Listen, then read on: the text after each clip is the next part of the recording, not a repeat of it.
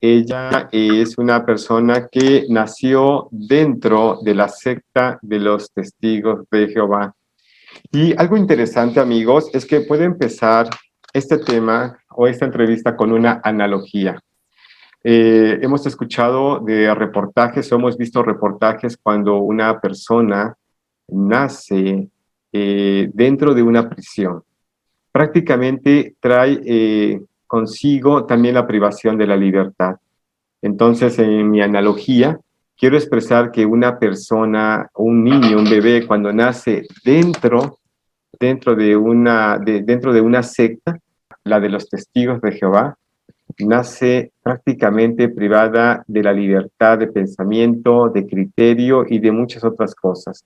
Se empezó a generar un contexto de violencia intrafamiliar. Luego tomé la decisión de empezar a ser mediadora de estas peleas y así fue. Llegué a defender a mi madre con los elementos que encontraba, inclusive con un arma blanca, un cuchillo. Llegué a defenderla porque era algo que no se detenía. No se detenía la constante violencia que había en el hogar. Era como que sentí que eran padres muy perversos en su estructura psicológica que de alguna manera me querían como árbitro de sus discusiones. Hoy día he logrado entender eso.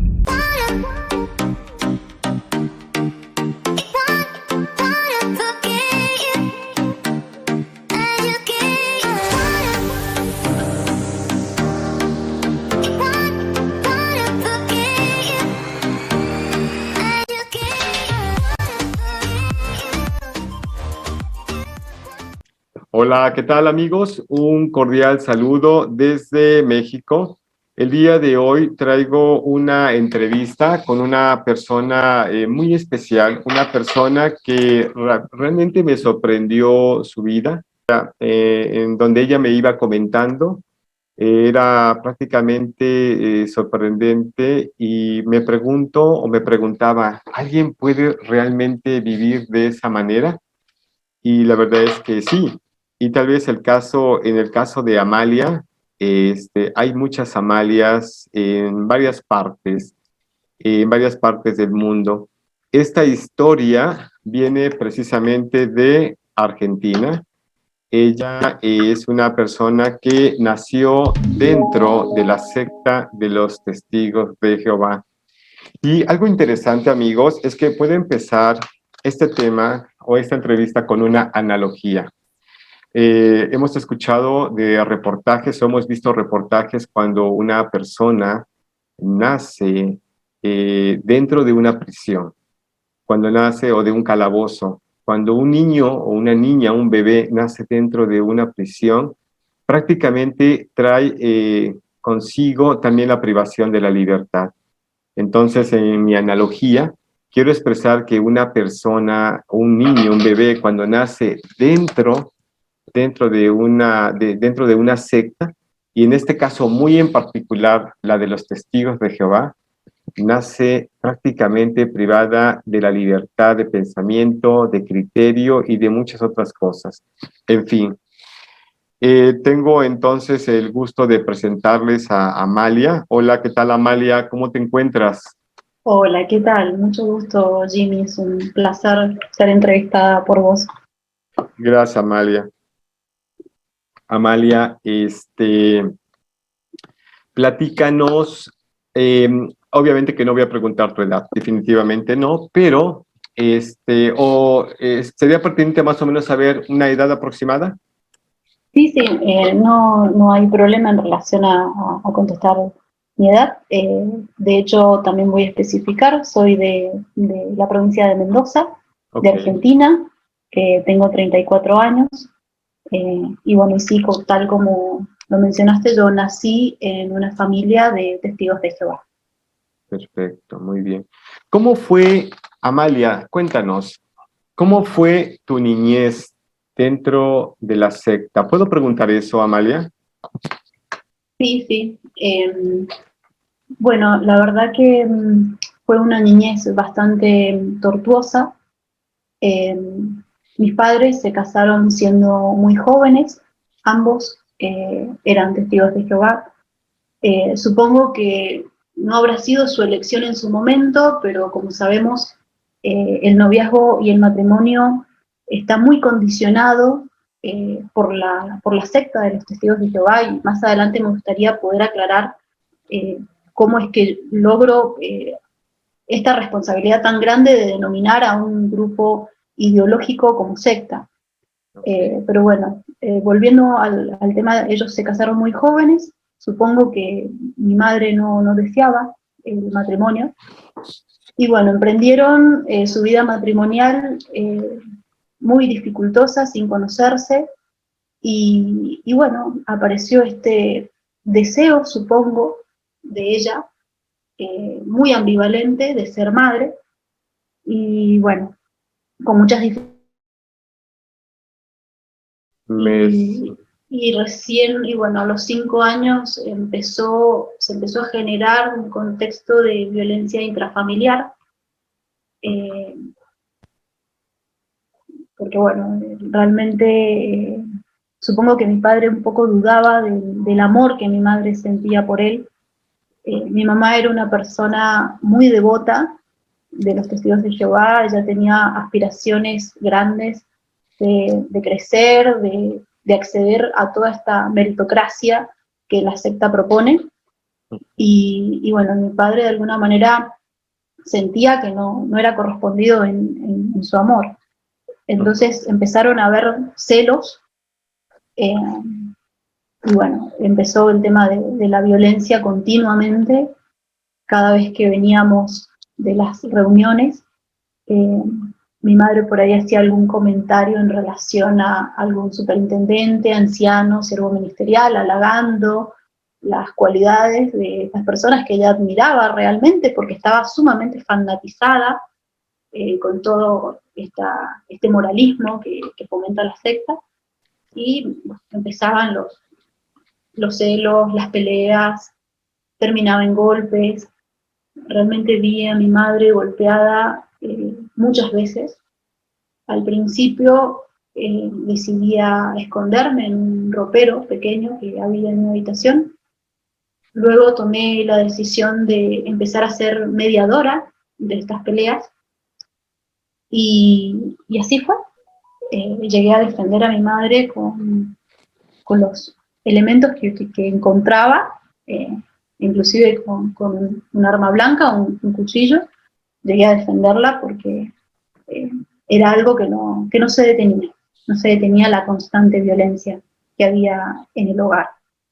Eh, ¿En qué a esta momento? altura de mi vida, Adelante, perdón, disculpa. supongo que sí, era como que sentí que eran padres muy perversos en su estructura psicológica, que de alguna manera me querían como árbitro de sus discusiones.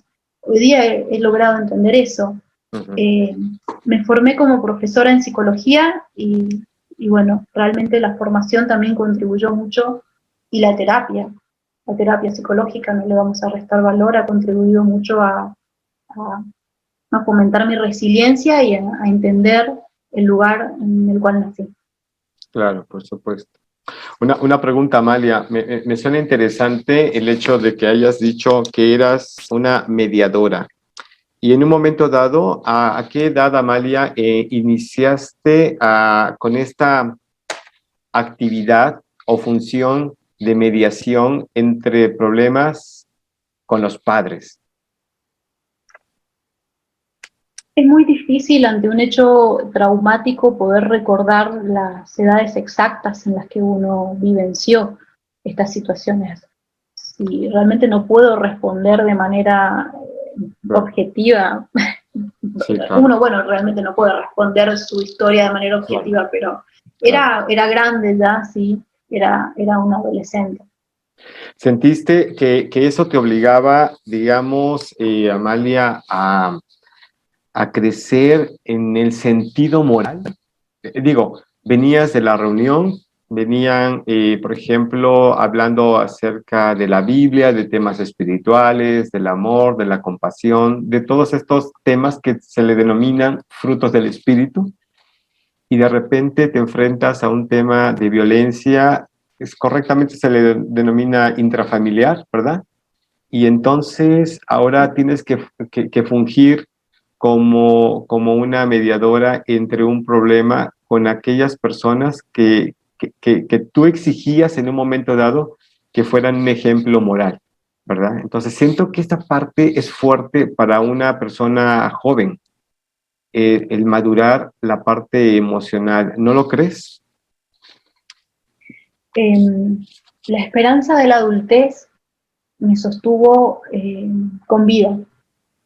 Recuerdo tener una tía política que vive actualmente, que siempre vivió al lado de la casa de mis padres, y ante los constantes conflictos y hostigamientos que sufría por la secta, por mi madre, por la violencia intrafamiliar, por muchos factores, ella me decía: Amalia, cuando tú seas adulta, vas a poder defenderte. Y eso fue un pilar, esas palabras fueron un pilar muy grande para resistir.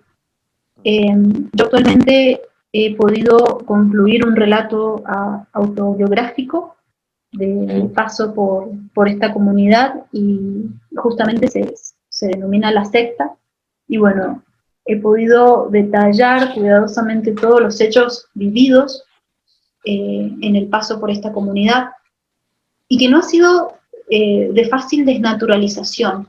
Ha sido todo un proceso de 20 años de desnaturalizar este dogma, cuestionar este dogma en el que nací, que supuestamente era la verdad. Obviamente que las filosofías mundanas contribuyeron a, filosofías mundanas entre comillas, que es como ellos le denominan a los estudios académicos, fue lo que contribuyó a darme una mano para rescatarme de alguna manera y entender en qué grupo estaba sumergida. Ok. Antes de llegar a esa parte, Amalia, y te voy a preguntar muy específicamente sobre este tema, sobre quién te ayudó, ¿verdad?, a entender en qué situación estabas, en qué grupo estabas sumergida. Nos estabas comentando ahorita, Amalia, que estás desarrollando o desarrollaste un relato autobiográfico, ¿es correcto? Sí. Sí. ¿Esto qué tiempo te ha llevado, Amalia, realizarlo? Y a grosso modo, ¿qué se pudiera expresar dentro de este relato autobiográfico y qué finalidad tiene, Amalia? Este relato ha llevado un proceso de 6 años. No fue, perdón, sí fue de alguna manera casualidad empezar a realizarlo. No es que de repente dije quiero escribir lo que yo viví, sino que me encontré con esta situación. Fue un requerimiento de la cátedra de una carrera que en ese momento, una licenciatura que estaba cursando. El requerimiento era escribir un relato autobiográfico y analizar los hechos sociales que rondaban, que circundaban nuestra vida de manera objetiva. Entonces, lo primero que pensé fue, bueno, ¿qué es lo que yo he vivido? Yo viví siendo una testigo de Jehová. ¿Y qué son los testigos de Jehová? Fue lo primero que empecé a investigar. Cuando empiezo a escribir, de alguna manera, con toda la emocionalidad que eso conllevó, era escribir y era llorar, era ir sanando cada parte de mi historia, desnaturalizando la violencia, desmitificando los dogmas. Entonces pude dar con algunos especialistas en estudios de sectas y cultos de manipulación mental, que bueno, yo los menciono. Uno es Michael Langone, donde define a la secta, de alguna manera, como esta devoción excesiva que se le da a una persona, a una idea, y que de alguna manera termina dañando psicológicamente los vínculos familiares o sociales. Después, bueno, empezar a entender cuáles eran las características de estos grupos. Y ahí fue cuando vine a dar con un libro de Robert Lifton, que habla de la psicología del totalitarismo, y menciona que hay ciertos aspectos que caracterizan a una secta y que tienen que ver justamente con el control absoluto del tiempo, con la incuestionabilidad del dogma, y con un montón de cosas que solamente un testigo de Jehová puede llegar a entender luego de una experiencia sumamente traumática que salió de una secta. Porque realmente la pregunta es esta: ¿podemos percibir ser parte de un grupo fundamentalista? ¿Uno puede tener esa percepción? Y yo dije, realmente no. No cualquier persona puede llegar a esta conclusión. Es como la alegoría del mito de las cavernas de Platón. Tal cual empezaste la entrevista diciendo nacer en una cárcel. Platón lo asemeja de esta manera. Habla de sujetos que están encadenados, imposibilitados de ver, de salir de la caverna. ¿Qué pasa si alguno de ellos despierta?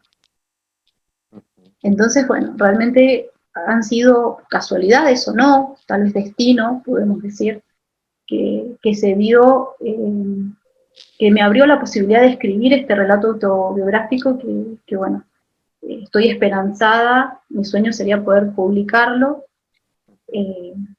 prontamente, y bueno, la idea es generar políticas antisectas, que cada país pueda pensar en políticas antisectas. Hoy día los derechos humanos, los grupos de derechos humanos, no están especializados en atender víctimas de sectas, no tienen equipos interdisciplinarios que ayuden a las víctimas, y por supuesto que no existen políticas que protejan los derechos de los niños y de los adolescentes en este aspecto.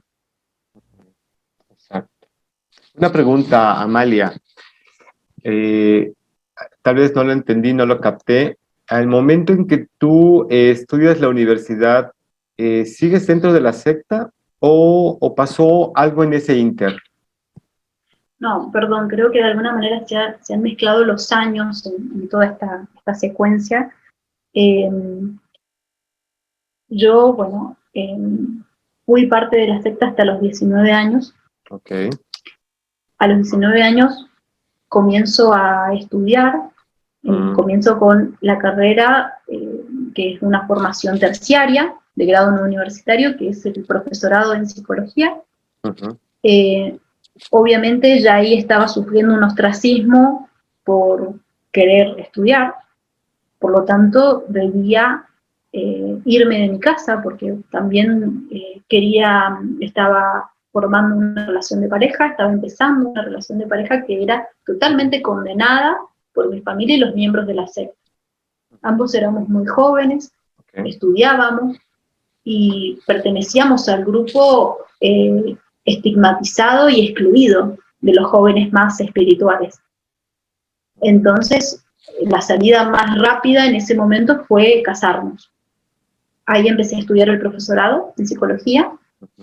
Ya habíamos salido, esos 10 años de matrimonio fueron años de conversación profunda sobre el lugar en donde habíamos crecido, ambos dos con heridas de orfandad muy grandes, y bueno, tratando de sanar todos los aspectos que nos habían dañado psicológicamente y entender en qué lugar habíamos estado.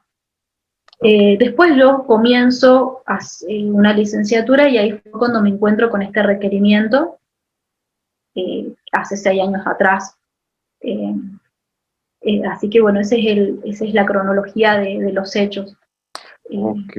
Una pregunta, Amalia. Comentaste que era una relación condenada por parte de la secta. ¿Por qué dato específicamente, perdón? ¿Te puede preguntar eso? Sí.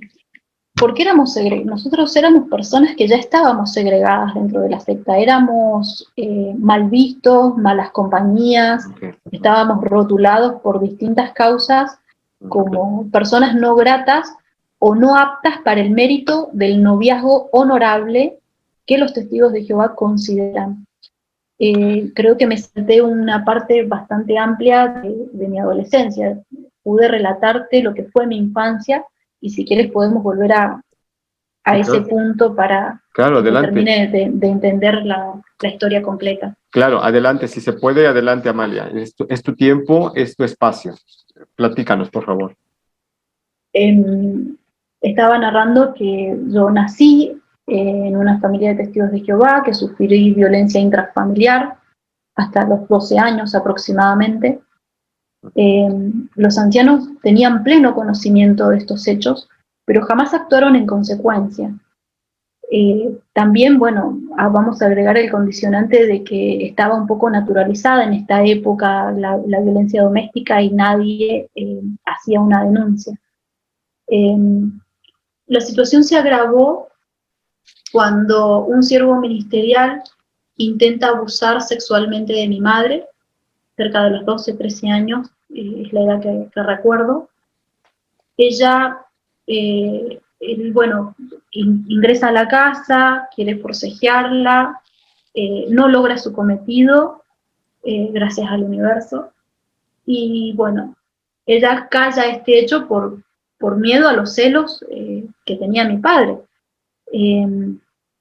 Cayó 2 meses este hecho, lo omitió, hasta que un día no pudo más con su dolor y decidió hablarlo. Ese día la violencia se profundizó en un grado realmente muy amargo. Íbamos a un centro X de congregación y ya llegó el momento donde yo dije, basta, no podemos seguir asistiendo, seguir visualizando la cara de este sujeto y seguir volviendo a nuestro hogar y las peleas constantes. Yo, siendo una niña de 13 años, dije a mi padre, basta, nos vamos a cambiar de centro de congregación porque esto yo no lo tolero más. Ellos aceptaron mi decisión, fuimos a hablar con los ancianos del nuevo centro de congregación y bueno, consideraron en recibirnos. Cuando llegamos a este centro de congregación, bueno, obviamente que el bombardeo amoroso y toda la hipocresía y todo lo que circula es sumamente bueno en apariencia, hasta que ellos empezaron a querer conocer nuestra historia. Okay. A esta altura yo ya padecía de depresión y ataques de pánico por todo el estrés que conllevaba cargar con unos padres así. Y se acercaron en ese momento 2 hermanas, creo que tenían alrededor de 30 años, yo era una niña de 13, queriendo indagar sobre mi vida, sobre por qué frecuentaba un psicólogo, por qué estaba con medicación, porque mis padres no les quedó otra opción que tener que llevarme a asistencia psicológica, porque realmente tenía una depresión severa y ataques de pánico, sentía fobia social de estar con personas, era cuando sufría los ataques de pánico cuando estaba en los centros de congregación, rodeada de mucha gente. Cuando yo les comento lo que había vivenciado, ellas empezaron a difundir que yo tenía problemas con los demonios. Oh. Nunca voy a entender por qué. Hasta el día, hace muy poco, de una manera muy agresiva, me contacté con esta persona y le dije por qué vos hiciste esto, y bueno, obviamente que la negación siempre es el primer recurso que ellos utilizan, ¿no? Yo ya era una adulta, me podía defender y podía preguntar las razones por las que habían tenido esta conducta conmigo. Exacto. Bueno, esto se empezó a difundir, llegó a oídos de los ancianos, y los ancianos decidieron realizarme un comité judicial. Un comité judicial es una sanción disciplinaria que utilizan los testigos de Jehová para juzgar la conducta moral de sus miembros. Está constituido de 3 personas, generalmente siempre son 3 hombres. ellos decidieron indagarme para ver si yo tenía problema de posesión con los demonios. Lamentablemente mis padres ya a esta altura se habían desentendido emocionalmente de mí y me dejaron asistir sola a ese comité. Teniendo 13 años, 13 años, okay. Sí, perdón. Sí. Sí. Mi compañera de toda la vida fue una prima. Siempre he tenido personas que me han sostenido. Por suerte he encontrado siempre en la vida personas que me han ayudado a sostenerme y ella me dijo, no, esto es una locura, yo te voy a acompañar. Y bueno, y fuimos las dos solitas, ella tenía 14 años, yo 13, fuimos al comité. No llegó a nada, no me aplicaron ninguna sanción, pero bueno, de nuevo la herida de orfandad crecía cada vez más con estas acciones. Ya el rumor se empezó a difundir entre todos los miembros de la pequeña comunidad de quién era yo, y la segregación cada vez con el paso de los años fue aumentando más. Cada vez que iba a un encuentro social donde los jóvenes se congregaban, porque bueno, se sabe que los testigos de Jehová no pueden juntarse ni congregarse con gente del mundo, como le denominan, entonces generan reuniones sociales para sus jóvenes, para que puedan tener ese espacio social. Cada vez que yo llegaba, ellos se retiraban. No me hablaban, no tenía amigos, estaba sola, estaba aislada, como si fuese una expulsada en las reuniones. Bueno, fueron épocas difíciles. Empiezo a querer ya empezar a relacionarme con gente del mundo, y bueno, me empecé a relacionar, empecé a tener mis primeras experiencias con amistades, y bueno, ahí se generó el segundo comité. En el segundo comité me acompañaron mis padres, y ya la decisión era de censurarme públicamente. Una censura implica decir ante los miembros de toda la congregación que tal y tal persona está públicamente censurada, por lo tanto uno no puede asociarse ni participar de todos los privilegios que implican ya sea salir a predicar o comentar en las reuniones con esa persona. Amalia, una pregunta. El segundo comité, más o menos ¿a qué edad fue? ¿Qué edad tenías? 15, 16 años debe haber tenido. Ok, sí. Ok, correcto. Adelante, Amalia. Bueno, así que la decisión estaba tomada, ellos veían bien esta sanción. Yo me había relacionado con un primer noviecito, solamente lo había besado, una conducta que todo adolescente en esta época de desarrollo sexual puede tener. Y había cometido el error de comentárselo a una amiga que tenía dentro de la congregación, y bueno, ella fue quien habló con mis padres y posteriormente con los ancianos. Yo ante esa posibilidad, como todo adolescente, era el todo o la nada. Para mí, en ese punto creo que ahí fue cuando empecé a pensar en el suicidio como una posibilidad real. No sé qué fue lo que me sostuvo, pero seguí adelante. Luego, bueno, estaba segregada, siempre estuve segregada dentro de la secta por todas las características que describí anteriormente, y fuera de la secta por ser testigo de Jehová. Así que bueno, en este nuevo centro de reunión, lo más bueno que me pasó fue conocer a quien es actualmente mi ex esposo. Empezamos una relación de amistad, posteriormente de noviazgo, y incluso, bueno, voy a contar a modo de anécdota, creo que es un poco graciosa. Su hermano era anciano, entonces cada vez que yo le enviaba cartitas, le decía quemalas porque esa chica está endemoniada. Entonces, ya traías, estabas estigmatizada por lo que habían comentado, ¿no? Por lo que se había ya dicho. Exactamente. Sí. Exactamente. La relación fue creciendo, Luego, cuando terminamos la escolaridad básica, ambos quisimos continuar estudiando, ambas carreras docentes, y bueno, la estigmatización creció aún más por decidir estudiar. Uno no se iba a dedicar de lleno a la carrera espiritual como pretendían. Yo no me dediqué gracias a mi padre. Supongo que mi padre siempre cuestionó un poco la secta. Yo siento que en el fondo, en alguna parte racional, él, hay muchas cosas con las que no concuerda, pero son aspectos ambivalentes de él.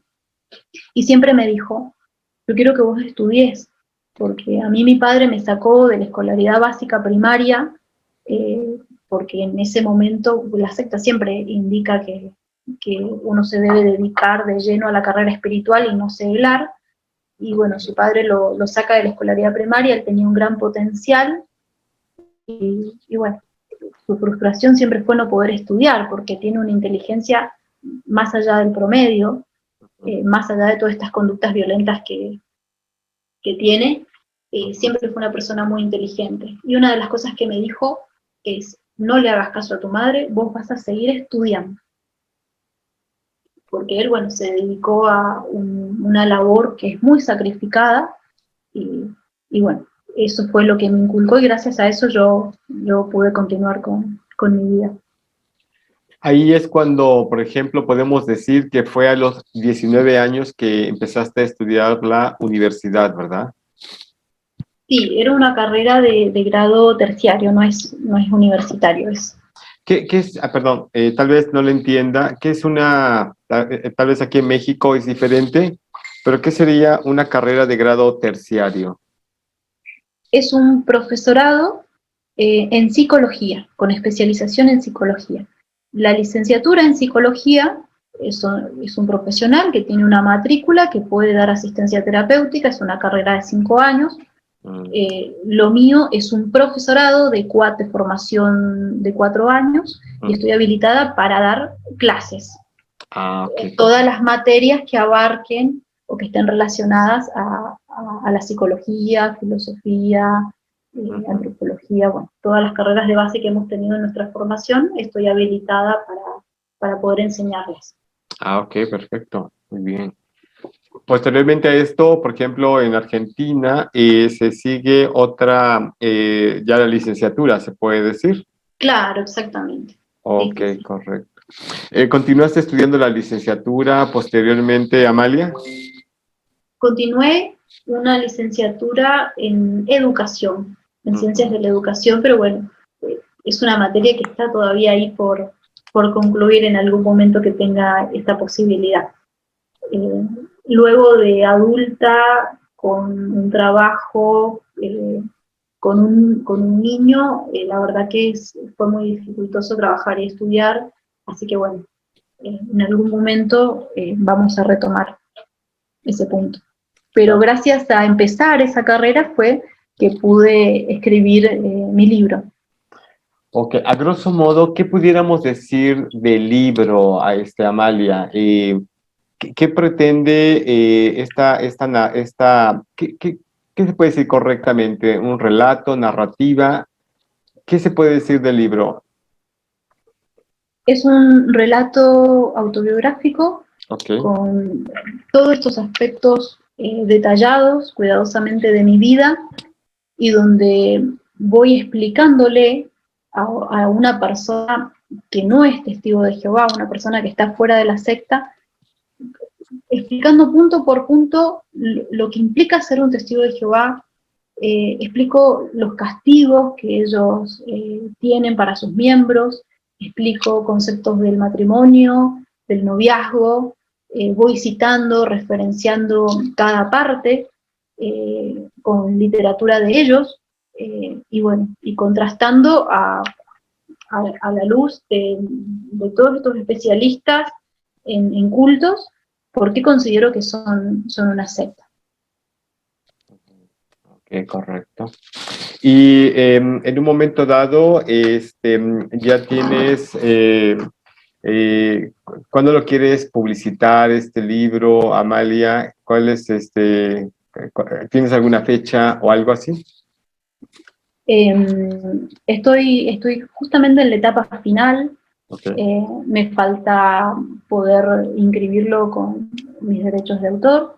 Y bueno, aspectos mínimos que espero poder resolverlos prontamente.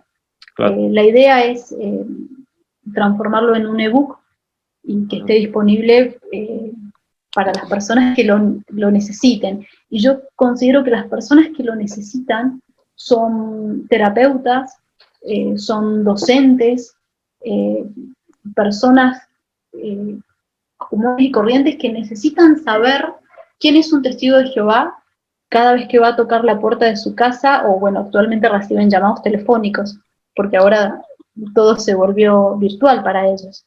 Exacto. Que la gente tenga conciencia realmente de por qué estamos hablando de una secta.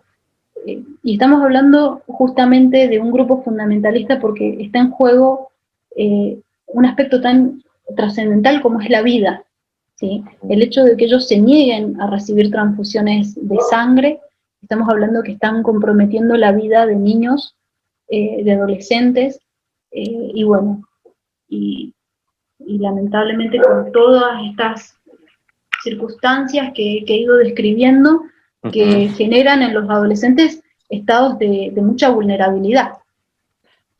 Claro, por supuesto. Una pregunta, ¿este libro tiene algún desarrollo, por ejemplo, en tecnicismos o está, algo comentaste de ello, pero quisiera reafirmar esta parte? ¿Tiene tecnicismos que está muy enfocado para personas que puedan utilizarlo dentro de la profesión o en un momento dado tiene un lenguaje que pueda ser accesible para todo público? Sí, es un lenguaje que es accesible para todo público, pero sí desarrolla cada aspecto técnico de la vida cotidiana de los testigos de Jehová, fundamentada con su misma literatura, para que la persona que no vivencia vivir, nacer dentro de una secta pueda entender cada aspecto cotidiano, ¿sí? De por qué un testigo no se desenvuelve socialmente, por qué no puede participar de los símbolos patrios, por qué no puede participar de festividades cotidianas, sociales, culturales. Está todo esto justificado con su misma literatura para que el público en general pueda entender y que llegue a alguien, que en algún momento pueda generar una política antisecta. Entiendo que hay una asociación civil en España, pero está recibiendo muchas demandas, sí. No le es sencilla su labor, pero bueno, hace poco me contacté con un grupo de WhatsApp, donde hay integrantes de todo el mundo, que se denominan sobrevivientes valientes, y bueno, es una comunidad realmente muy linda, donde uno puede compartir experiencias y uno habla, y realmente cada quien tiene una experiencia traumática distinta, una manera de sobrellevar todas estas vivencias. Claro, por supuesto. Una pregunta que siempre he tenido curiosidad, Amalia, a ver, ¿crees tú que en este caso muy puntual, muy específico, la secta de los testigos de Jehová, ya nos diste la conceptualización muy interesante, pero la pregunta es, ¿crees tú que la secta de los testigos de Jehová, el liderazgo, esté muy atento a cualquier libro que pudiera salir al mercado de personas afectadas, de personas que, vamos a utilizar también la palabra víctima, de los testigos de Jehová? ¿Cree que esté al tanto, esté al pendiente para utilizarlo para su adoctrinamiento? Es decir, contrarrestar lo que se diga en el libro y utilizarlo para su adoctrinamiento. ¿Cómo lo ves, Amalia? Yo considero que ellos son una empresa transnacional, sí, que comercializa absolutamente todo. Tienen una marca, tienen un logo, tienen productos cotidianos con su logo. Son una empresa transnacional. obviamente que cualquier desarrollo, por mínimo que sea, va a estar sumamente boicoteado, supongo, como le sucede a la gente de España. Pero bueno, a alguien llegará. De alguna manera algo podremos hacer, supongo. Por eso estamos pensando en seguir creciendo dentro del grupo, en formarnos en derechos humanos, en poder hacer algo significativo, o dar apoyo o dar contención simplemente. ¿Has tenido contacto con alguien de derechos humanos en Argentina, Amalia, para subrayar el efecto de ostracismo que ha causado la secta de los Testigos de Jehová o alguna otra situación negativa que esté causando este grupo de coerción? Sí, justamente por eso mencionaba al principio de que los grupos de derechos humanos no estarían cubriendo la necesidad y la demanda en relación a las víctimas de sectas. Porque en primer lugar, nadie considera que ciertas religiones, entre comillas, pueden llegar a tener características de sectas. Entonces, de alguna manera se minimiza el hecho, se considera que son inofensivos, se los considera muy dogmáticos, pero inofensivos. Entonces, cuando uno va con un planteo de como pasó hace poco, estábamos con el caso de una mujer de 70 años de la provincia de Córdoba, que necesitaba ayuda urgente, porque estaban por sacarla de su hogar, sus hijos testigos de Jehová. Busqué gente de esta provincia que estuviera liderando grupos de derechos humanos, y su respuesta es, en realidad nosotros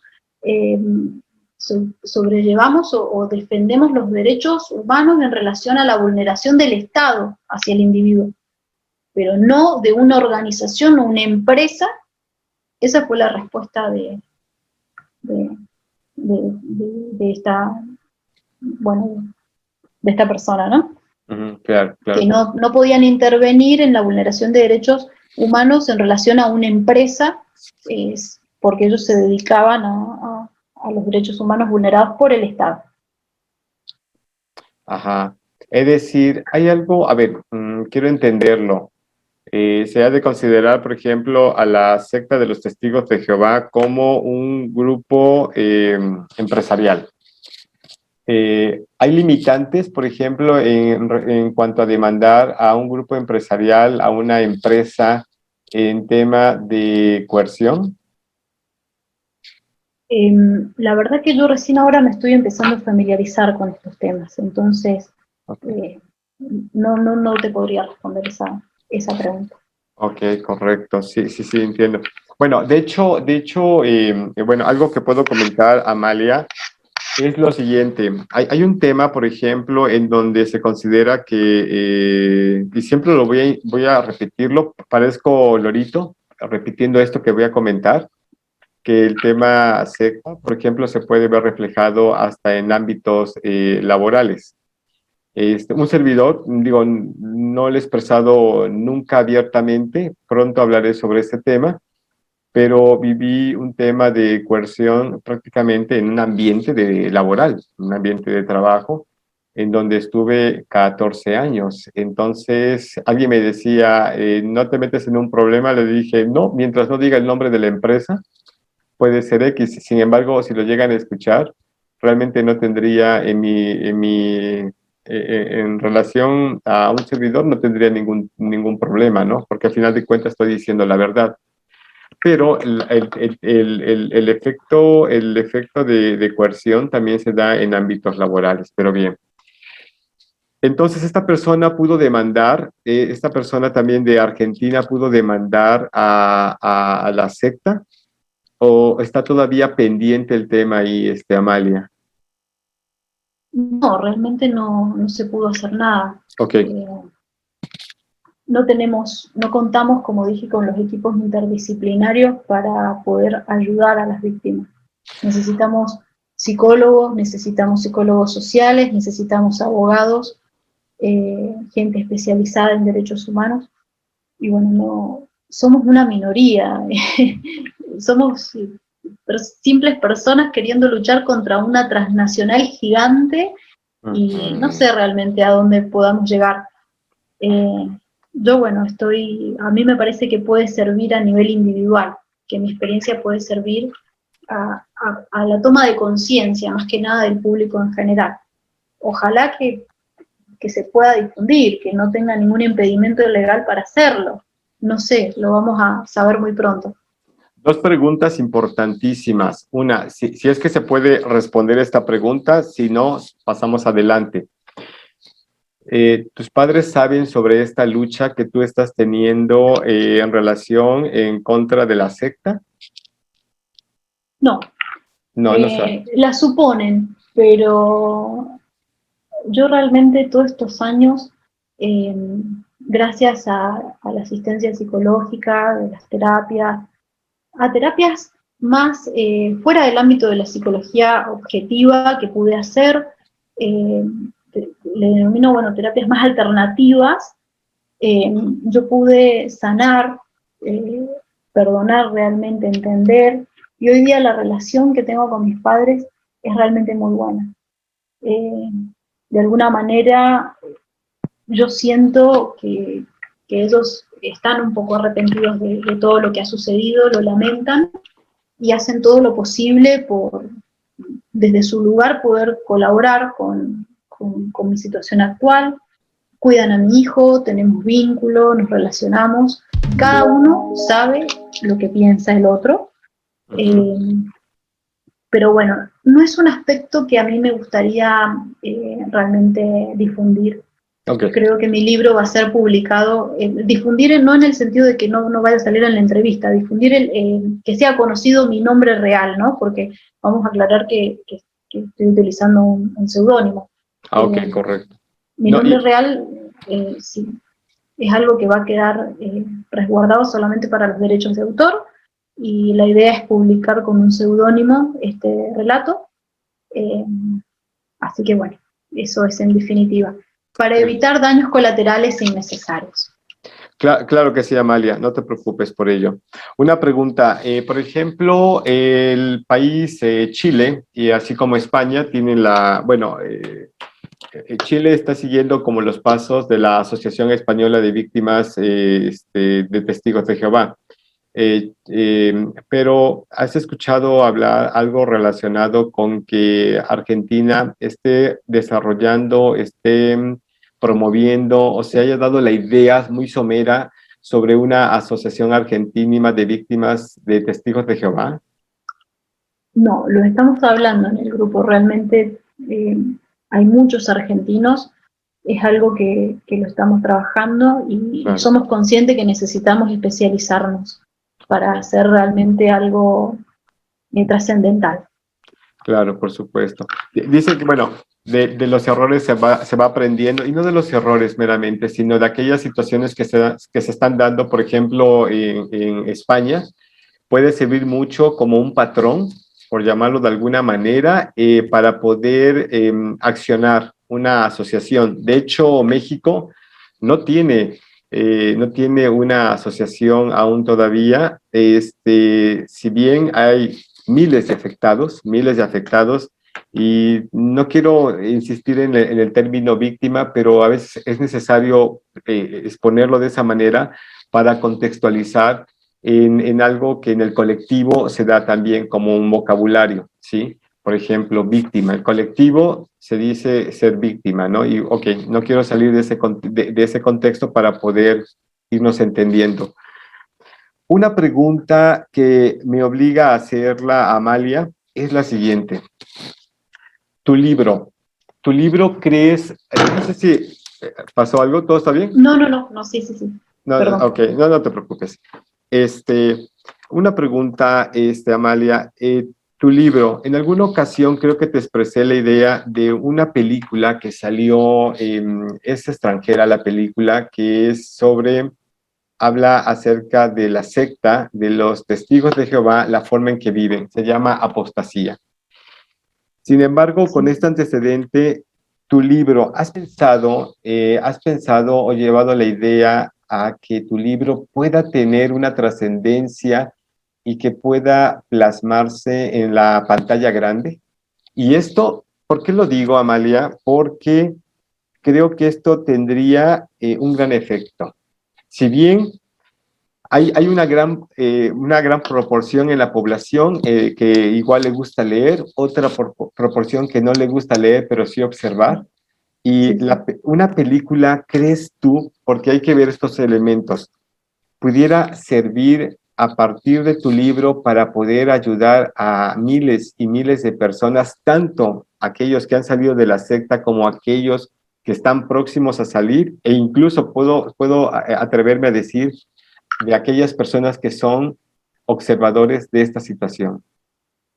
¿Crees que pueda funcionar un libro a partir, perdón, una película a partir de este libro, de este relato autobiográfico? Sí, lo visual siempre va a tener mayor relevancia, ¿no? La verdad que sería algo extraordinario que llegara a suceder, que se empezara a difundir más Cine Independiente en relación a todas las historias que hay. Historias hay muchas. Claro. Hay muchas personas que se han animado a escribir. No, he podido rastrear gente bueno, que lo ha hecho también. Muchas personas difunden, como tú, a través de sus canales esta información. Y bueno, ojalá que sí, que todo lo que logremos hacer sea para difundir y para obligar a los estados a que tengan políticas de secta y al menos prioricen proteger los derechos de los niños y los adolescentes, que son los más vulnerados. Claro, exactamente. Es que, perdón, perdón, levantar la voz implica en un momento dado utilizar varios instrumentos, ¿no? Por ejemplo, en este caso, las redes sociales, estos canales, son plataformas de noticieros, libros, ebook, también puede ser películas. Entonces, ¿por qué te hago esa pregunta, Amalia? Porque no hay que tener la menor duda de que pueden existir productores independientes que en un momento dado se lleguen a interesar por una temática de esta naturaleza. Como tú dices, debe haber una ley antisectas en cada país y muchas veces se carece de mucha información. Y creo que para establecer esta parte de la ley de antisectas, para que se genere ¿cómo pudiéramos llamar una jurisprudencia en cada país en relación a la afectación de la secta, debe haber elementos que sean muy evidenciales y en este caso puede ser, por ejemplo, las películas también. Entonces, cuando hay una producción buena, de alguna manera muy bien diseñada, muy bien, válgase la redundancia, producida, puede ser que llame mucho la atención y llame la atención a la parte de gobierno, a los que generan la legislación, a los que trabajan en la legislación, para que se pueda crear mayor fuerza en el tema de la ley antisectas. Ahora, Amalia, una pregunta. ¿Tú tienes un niño y puedo preguntar sobre ese tema? ¿O quieres que lo pasemos por alto? No, sí. Ok, ¿cuál es la situación, por ejemplo, de tu hijo actualmente? ¿Conviven con sus abuelos o simplemente tú tienes la total atención en la educación de tu hijo? ¿Cómo es esta situación? No, mi hijo de alguna manera creció escuchando lamentablemente un poco los daños eh, las mochilas con las que cargábamos, ¿no? Por todas las experiencias vividas en la secta. Él hoy día creo que es un ateo radical.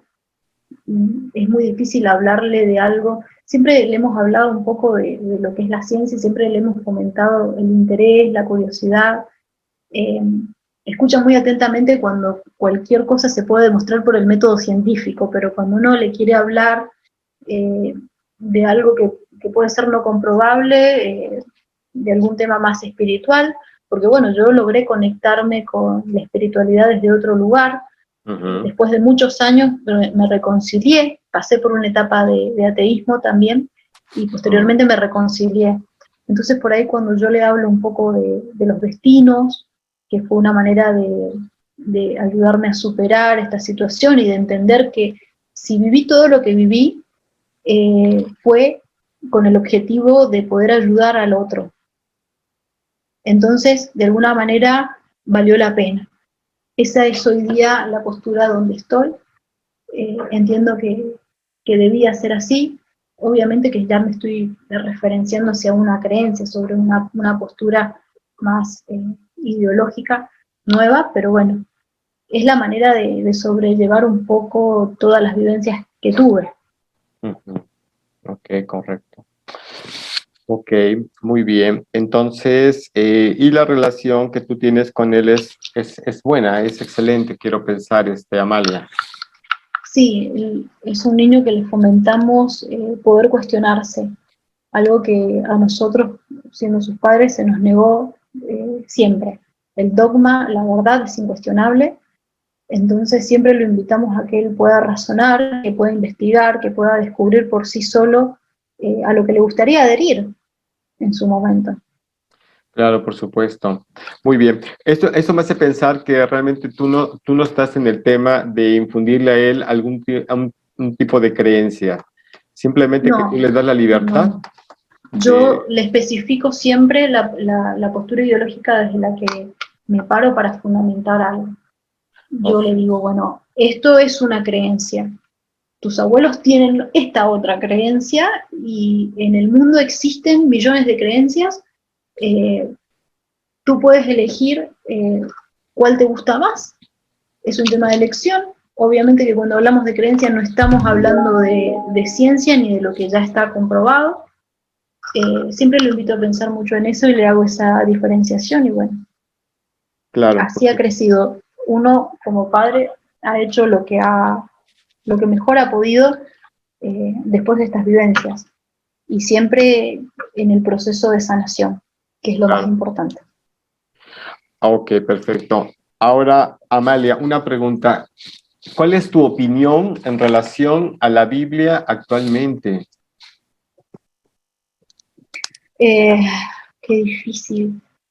Ajá. Escuché ¿cómo se llama? Esa forma de decirlo. Qué difícil. Ajá. Dinos. Yo, por lo poco que investigué de la Biblia de los Testigos de Jehová, es una Biblia, la única que conocí, que es la Biblia de la que voy a hablar. De la otra, la verdad que no puedo decir absolutamente nada. ¿No? La Biblia de los Testigos de Jehová fue traducida por un comité que ellos especifican en uno de sus libros más conocidos, como el libro Razonamiento, por un comité anónimo, sin referencias académicas. Entonces, eso ya es un punto muy grande para invitarnos a reflexionar sobre cada aspecto donde ellos justifican su dogma. Todo lo demás, la verdad que, como digo, son creencias. Ok, perfecto. Ahora, sin abundar en el tema, porque no es la idea de esta entrevista, Amalia, si alguien te preguntara en un momento dado qué pasó con Sodoma y Gomorra en el jardín del Edén, de forma general, ¿tú qué opinarías en un momento dado, sin llegar a temas doctrinales? Cuando una persona llegara contigo o llegase contigo para preguntarte o exponerte o hacer una plática, una conversación sobre uno de estos puntos, ¿qué le contestarías tú a estas personas o a esta persona? Que nada está comprobado, la verdad que no sé todavía en dónde estoy parada, si en el ateísmo o en el escepticismo, la verdad, no sé. No puedo, la verdad, que opinar de eso. La mitad del mundo es cristiano, partamos de ahí. La otra mitad no cree que haya nacido Jesucristo, entonces me parece que hoy día opino que cualquier creencia puede ser válida siempre y cuando como decía, toda creencia tiene que servir o contribuir para algo positivo en la vida de una persona. Okay. Siempre y cuando no raye todos estos puntos que estos especialistas en cultos han logrado determinar, estudiar e investigar, que ya rayan en una secta destructiva.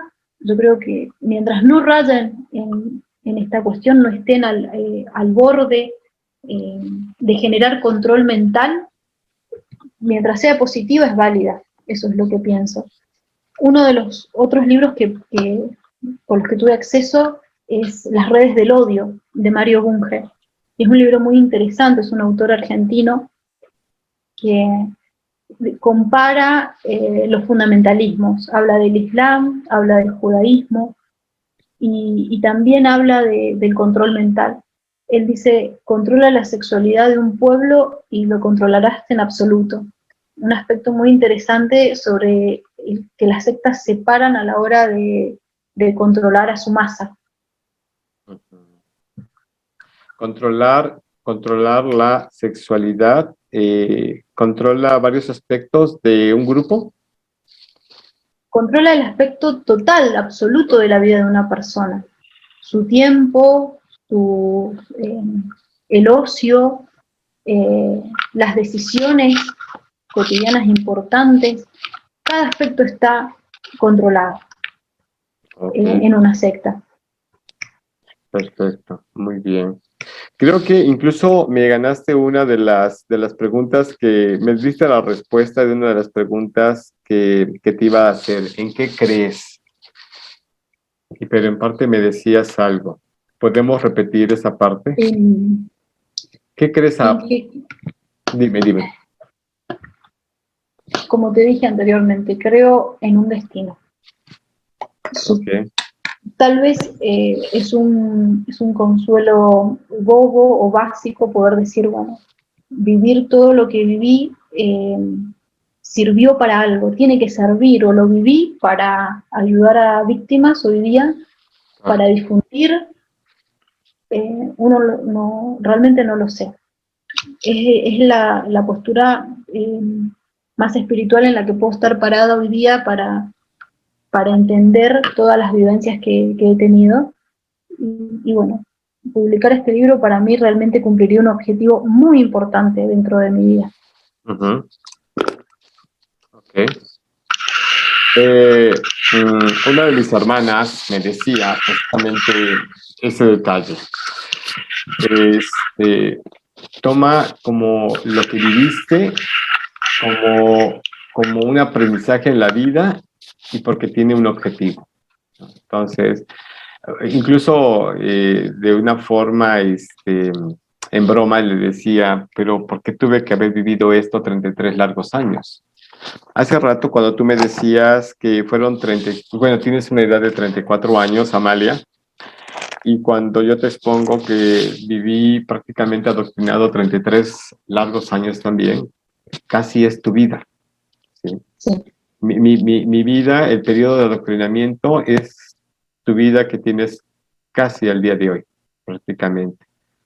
Obviamente que tú desde hace muchos años dejaste el adoctrinamiento y empezaste un tema de investigación, de cuestionamientos y de escritura, de escribir acerca de todo esto que te había afectado en un momento dado, pero también entenderlo.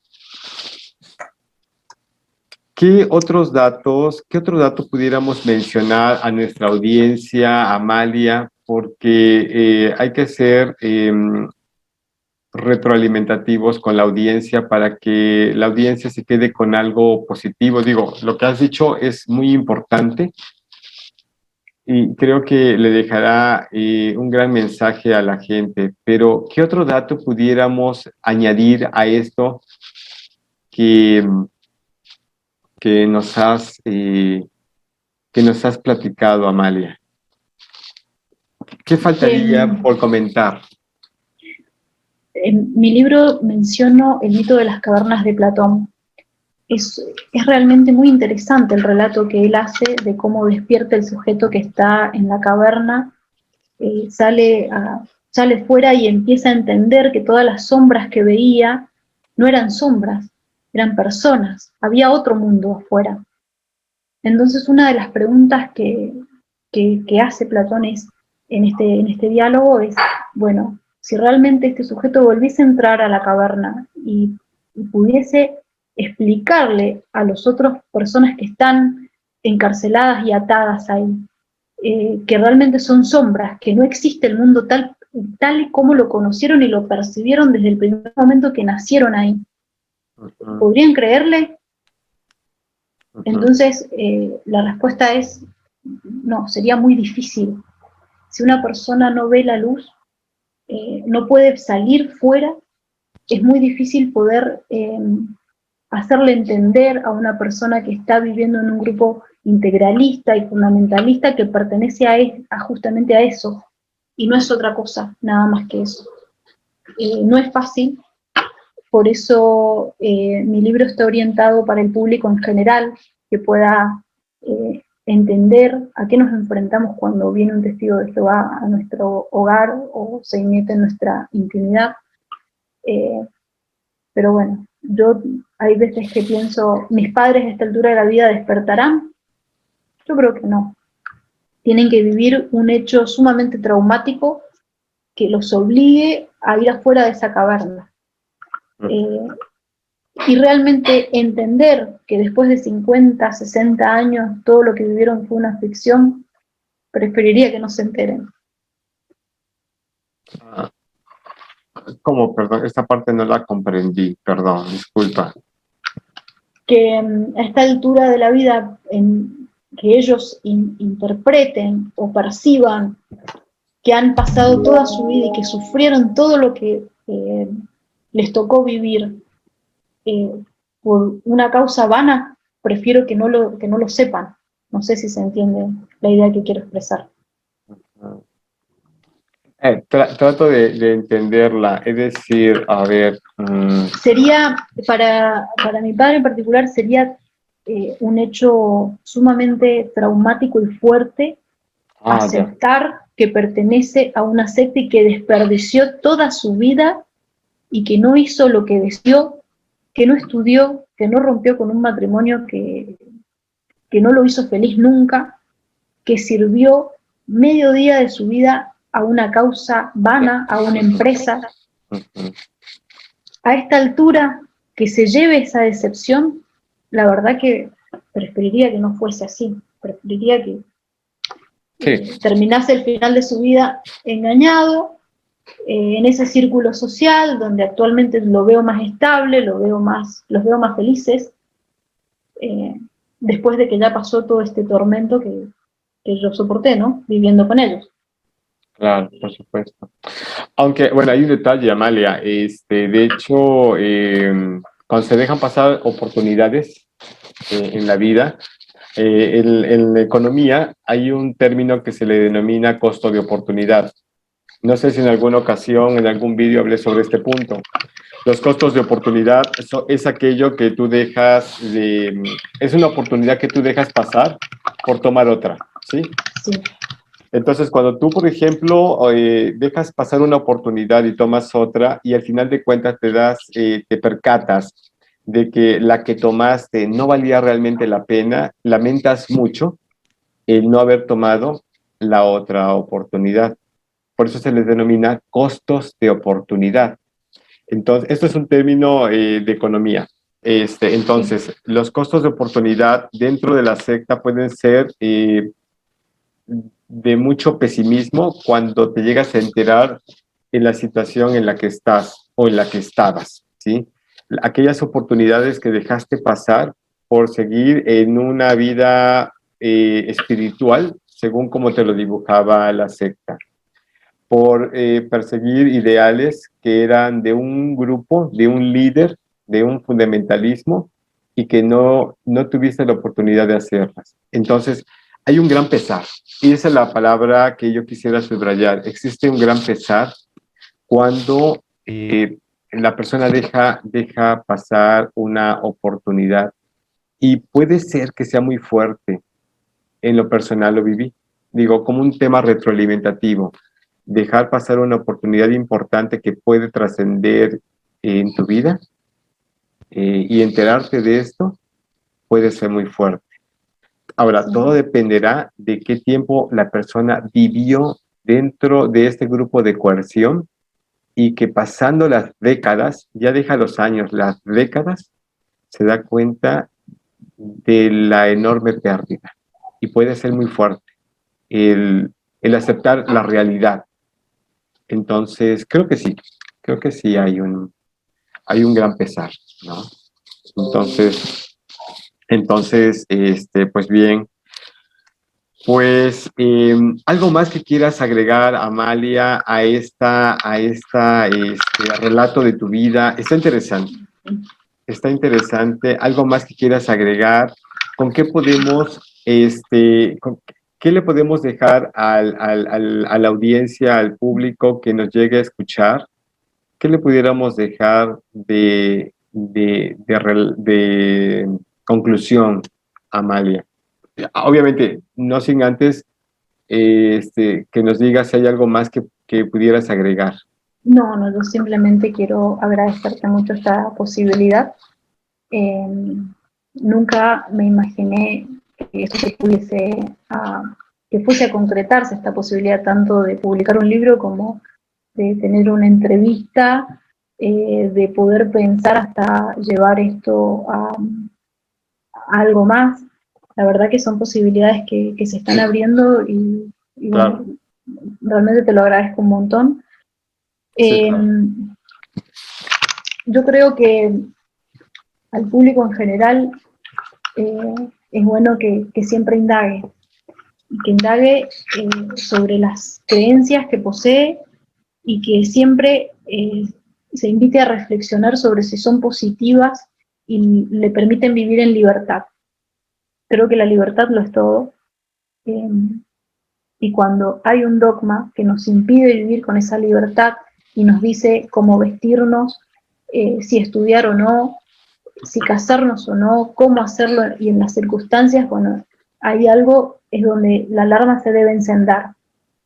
Para aquellas personas, obviamente, que no nacen dentro del culto, que tienen la posibilidad de escuchar un testigo de Jehová y decir, bueno, empiezan a ir por alguna situación vulnerable, fueron captadas, una pérdida, una determinada situación, entonces caen en este bombardeo amoroso donde todo es un paraíso espiritual, donde todo es bello, donde todos se llevan bien, donde todos son honorables. Algo hay que cuestionar, ¿no? ¿Cómo viven? ¿Qué sucede dentro de este grupo? Es correcto. Sobre todo cuestionar cuando ya implica la decisión si vivir o no.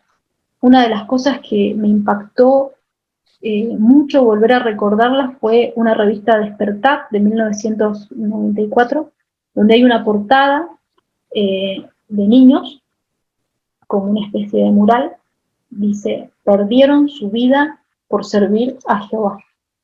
Sí. Perdieron su vida por no aceptar sangre. Sí, recuerdo eso. Sí. Entonces, creo que esa imagen ya nos dice todo. Sí, sí. ¿Puedo agregar algo a lo que estás diciendo, Amalia? Es que sí, en efecto, cuestionar. Cuestionar, hay que cuestionarnos. Yo muchas veces me cuestioné muchas cosas y me quedé callado. Y me cuestionaba de nuevo y me quedaba callado, pero por un factor temor. Temor a recibir una represalia. Los grupos de coerción, a la audiencia hay que recordarles que los grupos de coerción funcionan con premios y castigos. Si te portas bien, puedes tener una mejor capacidad, un privilegio, pero si te portas mal, puede haber un castigo de censura, puede haber un castigo de expulsión, o lo peor que le puede pasar a un testigo de Jehová dentro de su mente es un tema de la desasociación, porque piensa que es ser un apóstata, perder la fe, ser una persona señalada, es lo peor, la destrucción. Vamos a agregarle algo, es la muerte social. Es correcto. Es la muerte social y absoluta de la persona. Pierde sus vínculos familiares, pierde todos los vínculos con los que está conectado dentro de la secta, que son los únicos posibles y permitidos. Sí, claro. Eh, Iba yo a concluir, perdón. Algo antes sí, de concluir esto, perdón. La sí. pregunta que me obliga a hacer ahorita, y se me pasa este tema, es una pregunta. ¿Fuiste entonces en el segundo comité expulsada? ¿Puedo preguntar eso, Amalia? No, no, fue una censura pública. Una censura. Y entonces tú comenzaste a distanciarte. No, me distanciaron, Ok, correcto, me bien, bien. excluyeron. Perfecto, bien. De alguna manera puede haber un diálogo con la gente que está al interior de la secta, ¿verdad? Entonces, en tu caso. En mi caso sí, podían dirigirme la palabra, pero no se les permitía asociarse Ujú. socialmente, en momentos de distensión. Yo no podía salir a predicar, no podía comentar, bueno, todo lo que implica la censura pública, ¿no? Ok, La correcto. denegación absoluta a la participación básica que ellos tienen como testigos de Jehová, las actividades cotidianas. Claro, sí, sí. Sí, Y no, no, ya queda la imagen estigmatizada de la persona como mala compañía. sí. Y la imagen figurativa es la manzana podrida, hay que apartarla. Exacto, es correcto. Es ahí cuando yo te preguntaba, bueno, ¿le hicieron un favor a la persona o qué pasó ahí, no? Pero casi, casi es hacerle un favor cuando hay este tipo de censuras, este castigo dentro de la secta de los testigos de Jehová, al grado de que te limitan no participación en las reuniones. Obviamente, si es varón, no puedes subir a la plataforma, no puedes tener ningún, es más, hasta te quitan el tema del aseo, ¿no? Porque lo consideran privilegios, ¿no? Y digo, vamos, es un tema de que Eh, quién llora por la escoba, ¿no? Como tú dices, a ver, para una persona adulta, este tipo de castigo puede ser una invitación al despertar de conciencia. Pero para un adolescente, este tipo de castigo es una invitación drástica al suicidio. Y vamos a recalcar este punto. No, sobre Ok, todo en cualquier persona de cualquier edad, sí, pero en el adolescente vulnerable que se está empezando a relacionar con su grupo de pares, esta decisión drástica es una invitación clara a que se suicide, porque acordémonos que las únicas personas con las que puede relacionarse un adolescente testigo de Jehová son con los jóvenes que comparten su credo, nada más, no tiene prohibido relacionarse con amigos vecinos, compañeros de escuela, está totalmente limitado en sus relaciones sociales. Ok. ¿Cuál sería la diferencia entonces en una persona adulta que este tipo de castigos se le impongan? ¿Cuál sería la diferencia? ¿La madurez emocional o cuál sería la pauta?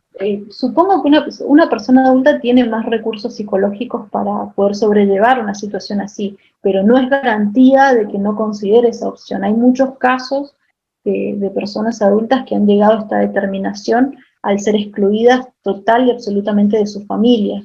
Eh, Quiero pedir disculpas porque obviamente este video va a llegar a muchas personas y no vamos a hacer la diferenciación. La situación es sumamente dramática Sí, y drástica para cualquier persona. es, es correcto.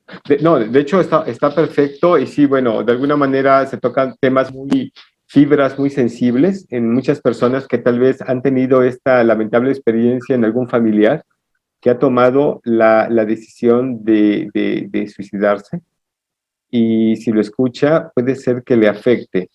Pero esto sirve también como un tema de prevención para muchas personas que tienen familiares que han sido castigados, ya sea por censura o por una expulsión, y hasta a veces por temas que nada tienen que ver con una situación grave, ¿sí? Claro. Pero un paréntesis.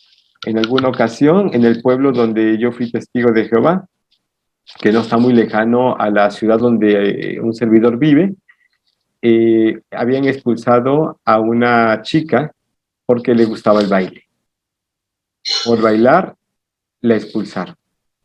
¿Qué sucedió? Realmente no supe posteriormente qué pasó con la vida de esta persona, pero recalco, por bailar.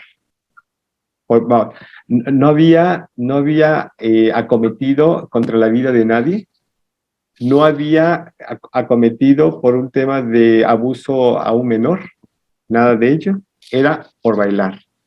Entonces la persona le generó un conflicto y dice, ¿cómo por bailar pude haber sido expulsada? ¿No? Pues sí.